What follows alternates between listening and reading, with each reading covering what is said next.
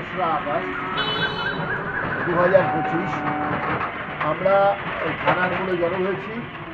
এই যে ভদ্রলোক, ওনার নাম বিজ্ঞানী, তার নাম হচ্ছে প্রফুল্লচন্দ্র রায়।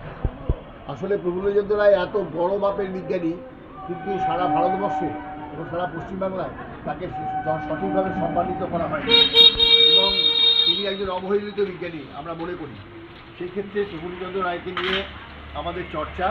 আমরা প্রফুল্লচন্দ্র রায়ের জন্মদিন পালন করি, এবং এই জন্মদিন পালনের মধ্যে দিয়ে আমরা আজকে অনেকগুলো গাছও লাগাবো, এবং 12 নম্বর ওয়ার্ডে এই জন্য 12 নম্বর ওয়ার্ডে এই যে গাছগুলো লাগানোর চেষ্টা রয়েছে, এখানে আমাদের মৎস্যজীবীরা আছে, আমরা বিজ্ঞান কর্মীরা আছি, সবাই মিলে যৌথভাবে আজকে আমরা এই জন্মদিনটা পালন করছি।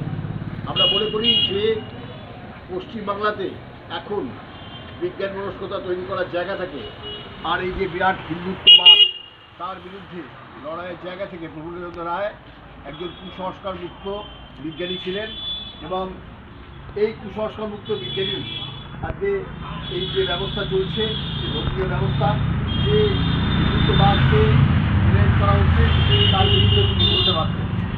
আজকে যে বিভিন্ন রকম আইন আসছে এবং অপআইন, সেই সময় প্রফুল্লচন্দ্র রায় এই রওলাট আইনের বিরুদ্ধে লড়াই দিয়েছিলেন, যা আজকে ইউএপিএ।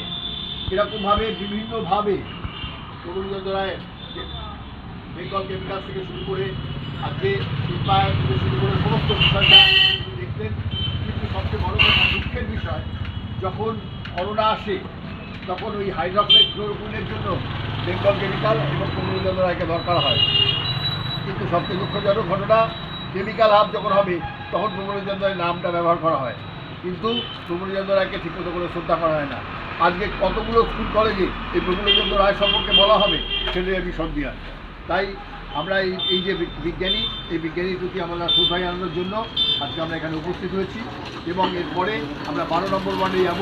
সেখানে 15টা আম গাছ বিভিন্ন বাড়ির সামনে লাগানো হবে, এবং সেই গাছগুলো একটা সময় বড় হবে এবং তাতে ফল দেবে, এবং সেই ফল খাবে লোক।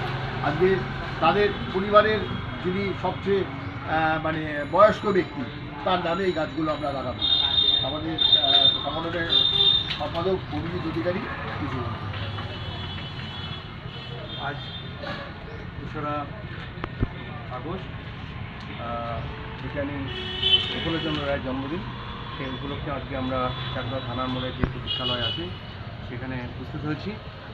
এই দিনটা প্রত্যেকটা মানুষের কাছে একটা গুরুত্বপূর্ণ দিন হওয়া উচিত।